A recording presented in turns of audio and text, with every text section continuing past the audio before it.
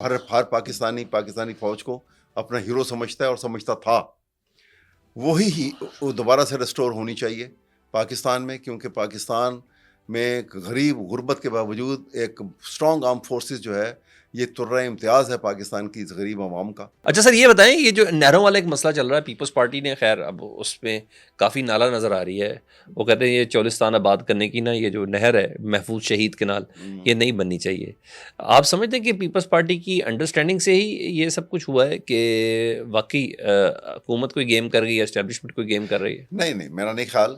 People party کی understanding سے نہیں ہو سکتا یہ کبھی بھی. ٹھیک ہے، یہ یونیلیٹرلی انہوں نے کیا ہے، ٹھیک ہے، اور یہ ان کی عادت ہے کہ یہ فیصلے خود ہی کر لیتے ہیں، بعد میں جا کے پاؤں پکڑنے کی کوشش کرتے ہیں. ٹھیک ہے.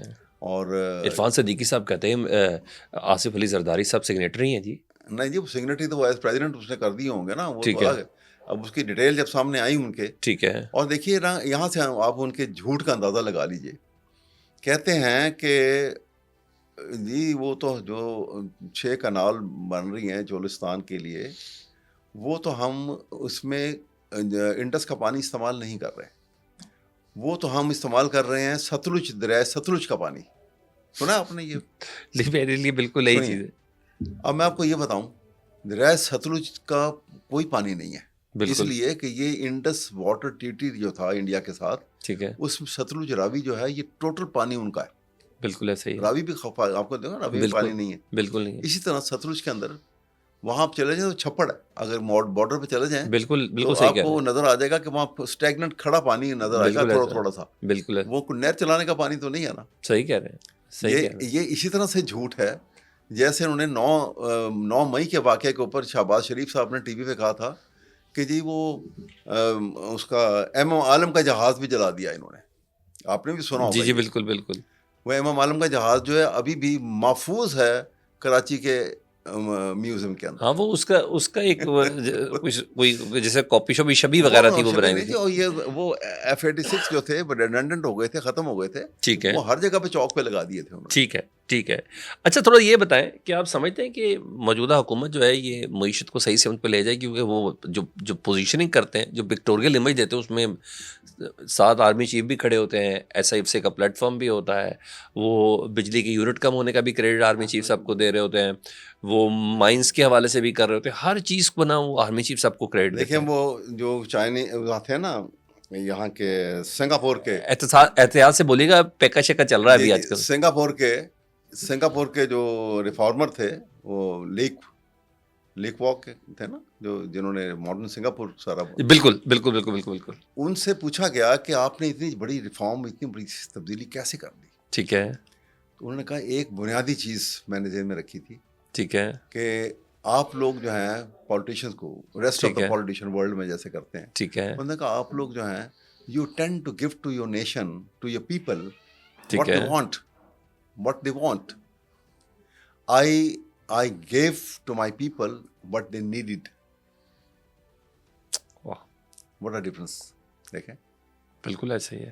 تو اس لیے یہ جب تک آپ کا، یہ تو پبلک کی مرضی نہیں چل رہی اس سے. آپ کا پالیسی ڈیوائس صحیح نہیں بنے گی، اس کا اسٹرائک آپ نے کس ڈائریکشن میں جانا ہے، کیسے اس کو آپ نے جو. سر نیکسٹ اسٹیپ کیا تھا؟ آپ نے بتایا کہ خوف نفرت میں بدل جاتا ہے، جو بدل رہا ہے، نفرت سے نیکسٹ کیا ہے؟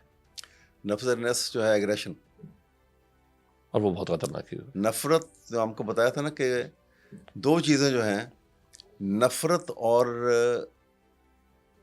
پیار، یہ دونوں ایگریشن پیدا کرتی ہیں انسان کے اندر. Okay okay okay okay, next. اچھا، نیکسٹ اسٹیپ اور یہ ایگریشن. بڑا سخت اس دن سے ڈرنا چاہیے ہمیں سب کو، کیونکہ اس کے ساتھ جس دن یہ ہوا تو یہ لوگ جو بلو پاورٹی لائن زندگی گزار رہے ہیں جانوروں کی طرح، یہ ساتھ آ جائیں گے، کھڑے ہو جائیں گے، لوٹ مار شروع ہو جائے گی. انارکی پہلے بڑی ہوئی ہے. آپ کو لگتا ہے یہ سیٹ اپ جو ہے اپنی مدت پوری کرے گا؟ کبھی بھی نہیں، کبھی بھی نہیں. میرے خیال میں یہ سال آخری سال ہوگا ان کا. مجھے بالکل آئی ایم کنونسڈ. چاہے یکجان 2 کالب ہوں، چاہے سمپل ایک پیج ہو یا کچھ ہو. بالکل، بلکہ اسٹیبلشمنٹ کو اپنی ہیروشپ جو ہے اوریجنلی، جو ہر پاکستانی فوج کو اپنا ہیرو سمجھتا ہے اور سمجھتا تھا، وہی وہ دوبارہ سے ریسٹور ہونی چاہیے پاکستان میں، کیونکہ پاکستان میں غریب غربت کے باوجود ایک اسٹرانگ آرم فورسز جو ہے یہ ترہ امتیاز ہے پاکستان کی اس غریب عوام کا. ٹھیک ہے. اس میں وہ اس کو یہ ان لوگوں نے اپنے چھوٹے چھوٹے نیفیریس ڈیزائن کو پورا کرنے کے لیے ان کو ہیرو سے ویلن بنانے کی کوشش کی ہے, اور خدا نہ کرے کہ وہ وقت آئے یہ ہیرو کا امیج ان کا ریسٹور ہونا چاہیے. اس کے لیے کانشیسلی سم ایفرٹس جو ہیں ٹھیک ہے. وہ ملٹری اسٹیبلشمنٹ کو کرنی پڑیں گی. اچھا دوسرا یہ بتائیے گا کہ ابھی پچھلے دنوں اعظم سواتی صاحب نے بھی کہا کہ جی ہم نے نہ تو مذاکرات کرنے کے لیے جو ہمارے آرمی چیف ہیں ہم ان کے استاد تک سے رابطہ کیا تھا. سر واقعی اسٹیبلشمنٹ سے مذاکرات کے لیے پی ٹی آئی اتنی بے چین تھی؟ سواتی صاحب کوئی کریڈیبل آدمی نہیں ہے, اس لیے میں ان کی باتوں کے اوپر اوکے جو دیکھا نا کلام پاک ہاتھ میں پکڑ کے بات سنا کہ یہ بھی کہا کہ جی میں حلفاً کہتا ہوں, میں حلف پہ کہہ رہا ہوں جی جی کہ عمران خان نے مجھے کہا کہ آپ سیکرٹلی یہ بات کریں, تو پھر آپ اتنی اوپن بات کر رہے ہو, حلف اٹھا کے کہہ رہے ہو, واو, تو پھر آپ سوچیں اس بندے کی کیا کریڈیبلٹی ہے. ٹھیک ہے. مگر سر یہ تو مجھے بڑا کنونسنگ ہے آپ کا آنسر, مگر آپ ہم یہ بھی تو دیکھ رہے ہیں نا شیر افضل مروت صاحب وغیرہ, یہ جو آپس میں الزامات اور ٹائمنگ بڑی میٹر کرتی ہے نا. اس وقت اسد کیسر کے اوپر الزام لگانے کی ضرورت نہیں تھی, عاطف خان صاحب کے ہو گیا یا شہرام درگئی کے اوپر, تو یہ بھی تو کوئی بے لگامی بھی تو کوئی انتہا کی ہو گئی ہے نا. اس کے وجہ یہ ہے کہ ایجنسیز جو ہیں وہ اسی کام پہ تو لگی ہوئی ہیں نا کہ ان میں دراریں پڑیں, ان کو ہوا دیا جائے, ان کو پلے اپ کیا جائے, ان کی ایسی چھوٹی چھوٹی باتوں کو. ٹھیک ہے, وہ اس کام پہ لگے ہوتے ہیں ہمیشہ. کل پرسوں فردوس شمیم نقوی صاحب میرے پروگرام میں کہہ رہے تھے, وہ کہتے ہیں کہ ہمارا مقابلہ صرف نون لیگ اور پیپلز پارٹی سے نہیں ہے, تیسری طاقت سے بھی. اچھا وہ لو تو اچھا وہ بھی کامیابی سے اپنا کردار کہیں نہ کہیں ادا کر رہے ہیں, تھوڑا بہت نوک جھوک لگی رہتی ہے. ابھی ایک جو عمران کا اپنا میگنیٹ اتنا اسٹرانگ ہے, ٹھیک ہے, کہ یہ سارے کے سارے جو ہیں ان کی سنسیریٹی عمران خان کی حد تک جو ہے بالکل ٹھیک ہے سب کی. اسٹریٹ پاور میٹر کرے گی, سڑکوں پہ آنا دوبارہ میٹر کرے گا؟ میرا خیال دیکھیں اب اس کے انداز بدل جاتے ہیں. ٹھیک ہے, اور یہ دیکھیں اب پاکستانی خاص طور پہ پاکستانی عوام کو کبھی جو ہے نا انڈر اسٹیمیٹ نہیں کرنا چاہیے. ہسٹری بتاتی ہے ویسے, اور ایک میں شعر اس کے جواب میں دوں گا سر. جی جی پلیز. فیض احمد فیض کا. جی جی. وہ کہتے ہیں کہ خاک راہ